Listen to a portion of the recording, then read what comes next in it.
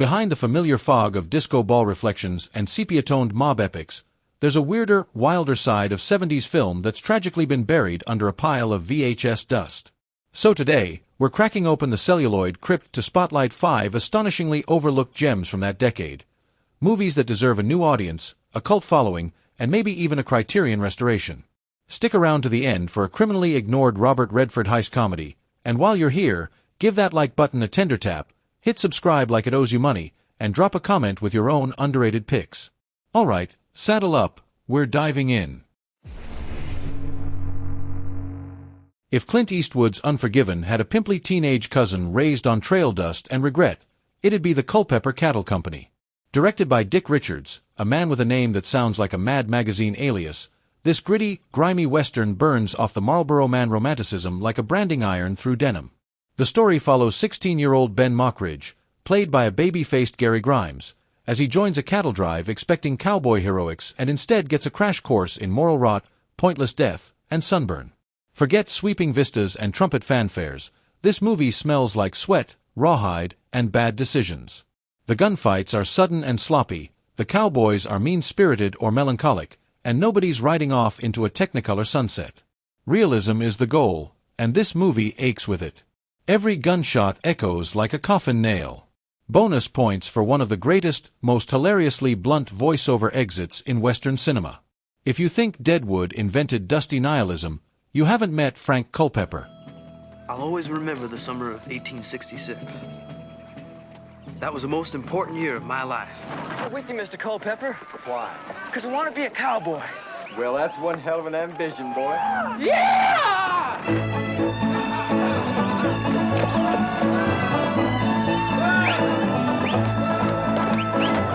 I met a lot of new folks that summer, and it changed my whole way of thinking. That's the old lady. The boys used to say you could get better grub in jail. There's Luke, Russ, Missoula, and Dixie Brick. The Canyon Gang. One thing I learned from them, you can't trust anybody. Mr. Culpepper, I'm sorry. I didn't mean nothing. You just cost me a good man, boy. Russ was kind of crazy. Don't stand behind me, kid. Mr. Thornton Pierce. He owned all the land between here and Fort Lewis. And you too, brother. Brother Nathaniel. He didn't fight, Get off my land. but he wouldn't run. God's land. My land. God's land. These people, they need some kind of help. Well, in that case, I guess we have no choice.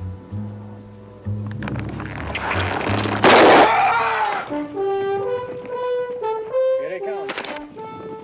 I guess you can learn a lot on a cattle drive. The kid from the summer of '42 grows up fast on the great cattle drive of 1866.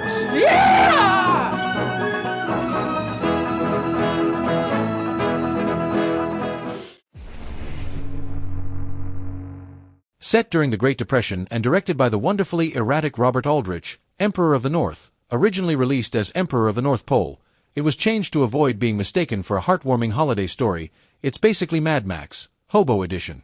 Ernest Borgnine is a sadistic train conductor named Shaq, whose hobby is making sure nobody rides his freight train for free. Lee Marvin plays a veteran hobo with the swagger of a blues song and the survival instincts of a sewer rat. The movie is a violent, sweaty battle of wills on the roof of a moving train. This is more than just a two-man grudge match. It's a class war in overalls, a metaphorical crucible forged in steel and stubbornness. Marvin is practically mythic here. Keith Carradine joins the chaos as Cigarette, a greenhorn hobo trying to fast-track his way to legend status, which goes about as well as you'd expect when you're stuck between two titans of spite. Imagine a Tom Waits song brawling with a Jack London novel, and you're close. The climactic fight scene drips with masculine tension and locomotive grease. Hang on for action-adventure that roars like thunder. A hobo called A Number 1, and a railroading man named Shaq. A Number 1, a man who lives by his wits. I'm trusting you, kid. Cover for me. Hey, you come back here! You confess, sinner, The Lord is my tabernacle. and his ship is filled with gold. Set sail for the pearly gates. Hallelujah, brother! Next time I pick up an empty, I'm not going to have it burned. You'll never let it happen again. Never! I did it. I rode your damn train. There's only one boy that's got the stuff to try me. You ain't even on the list. This time, a punk kid named Cigarette is going along for the ride. Okay. You ain't stopping at this hotel, kid. The stars at night, I put them there. My road, kid, and I don't give lessons and I don't take part. The fast mail going through the junction at 7:10. That's 11 minutes. I'll be there at 4. Not at yard speed, you won't. I won't be going yard speed. I'm going to highball. A number 1 loved the game, and he knew what had to be done. A number 1 to Foreman on the 19th. But that's Shark's train. Marcus. A number 1! A number 1! $5. He makes it all the way to Portland. Okay, I'll handle the money. Tell the telegraph operator to let the boys down the line in on it. Shot! Your flight's over here. Ernest Borgnine is Shaq. Lee Marvin is A number 1. Face to face at breakneck speed in Emperor of the North. Before Cannonball Run put Burt Reynolds in a jumpsuit and made millions, the Gumball Rally laid the groundwork for cross-country automotive chaos, with less star power but far more charm. Directed by Charles Bale, a former stuntman who clearly let the gas pedal do the directing, this movie is an illegal coast-to-coast race fueled by vanity, adrenaline, and 1970s car fetishism. The cast includes everyone from Michael Sarrazin as the smug ringleader, to Raul Julia as a Ferrari-driving Italian lunatic who treats road safety like a personal insult. The vehicles. Chef's kiss. We're talking Cobras, Camaros, Ferraris, and enough engine growl to rupture a spleen. What makes Gumball pop is its playful absurdity. It's essentially Looney Tunes with muscle cars. A cop gets stuck in a portable toilet. A speed-obsessed dentist drives like he's outrunning his student loans. And Julia's character literally throws his rearview mirror out the window in a fit of philosophical brilliance. It's ridiculous, unapologetic, and probably responsible for at least 3 midlife crises. And yes, it's better than Cannonball Run. Fight me in the comments. Fasten your seatbelts and get ready for fun. The Gumball Rally has begun! The Gumball Rally.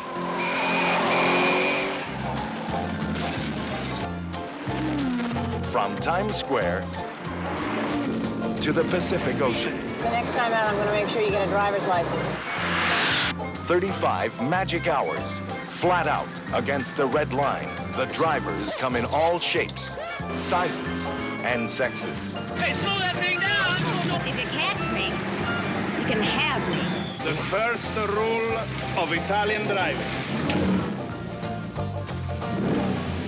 What's behind me is not important. Camaro, Rolls-Royce, Ferrari, Porsche, Cobra, Corvettes, Kawasaki. It's a mad, mad, mad, mad world on wheels. They go over, under, around. The Gumball Rally has begun.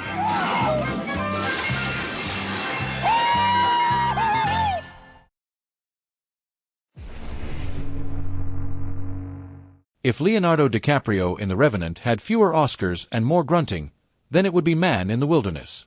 Based very loosely on the same true story of frontiersman Hugh Glass, and beating The Revenant to the screen by 44 years, this version stars Richard Harris as a fur trapper mauled by a bear and left to die by his crew, led by the increasingly deranged John Huston, looking like Santa Claus after a bender. But this isn't just about wilderness revenge. It's a meditative, oddly spiritual journey through trauma, isolation, and stubborn human resilience. Harris barely speaks for most of the film, instead grimacing, limping, and surviving in increasingly miserable conditions. Think of it as a survivalist dream where the dread is thicker than the grizzly bear fur. There's also a barge being hauled across land by oxen, because apparently Manifest Destiny wasn't ambitious enough. The cinematography is chilly and poetic, the pacing hypnotic, and Harris gives one of the most physically committed performances of his career. If The Revenant is the IMAX version, Man in the Wilderness is the grungy, undervalued cassette tape that should have been the blueprint. It's more than a trapping mission. We're here to explore the new America. man must be prepared to sacrifice. If Zack was alive, if he weren't dead, well, you don't think he could actually find us?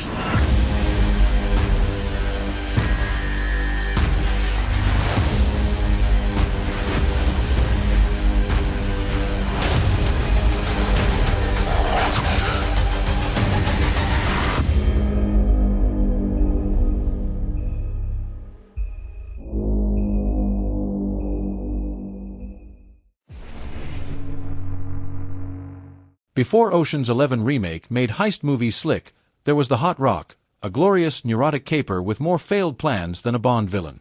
Directed by Peter Yates, written by the razor-witted William Goldman, and starring a peak-level Robert Redford, this film deserves a PhD in comedic escalation. Redford plays a newly released convict who immediately gets dragged into stealing a priceless diamond 4 times. Everything that can go wrong does, from museum alarms to hypnotists to prison breakouts involving helicopters and confusion. George Segal, Ron Liebman, and Zero Mostel round out the crew in a glorious whirlwind of anxiety and mid-century criminal incompetence. What makes The Hot Rock stand out is its screwball energy, and the way it blends breezy jazz scores, New York grit, and existentialism into a genre-defying cocktail. Redford has never looked more exasperated, and somehow, the movie keeps spinning its plates without ever collapsing. If you've never heard of it, that's because it's been criminally underpromoted. But trust me, it's a gem. Or at least it would be, if the crew could ever hang on to the thing.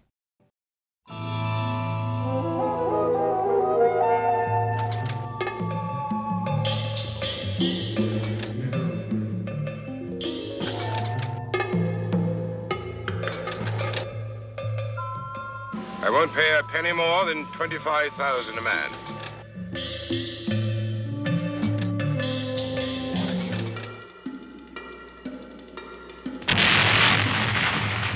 I picked this up at Berkeley.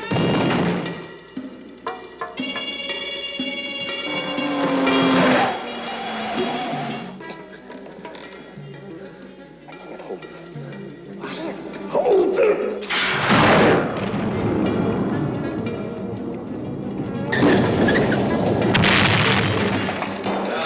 Sir, bombs. The bombs in the street, sir. It's a revolution. Wait, how's this? You kill me, bang, bang, bang. And then you take the diamond from my wife when she inherits me.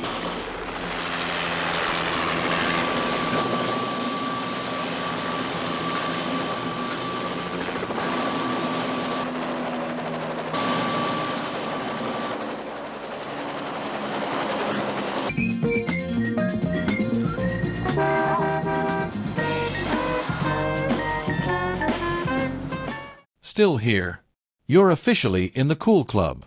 Did we leave out your favorite forgotten gem from the groovy decade? Drop it in the comments. Bonus points if it includes a sword fight or a chimpanzee. And if you enjoyed this trip through cinema's neglected attic, check out our curated playlists of underrated movies that deserve your eyeballs. There's more where this came from, and trust us, you haven't seen anything yet.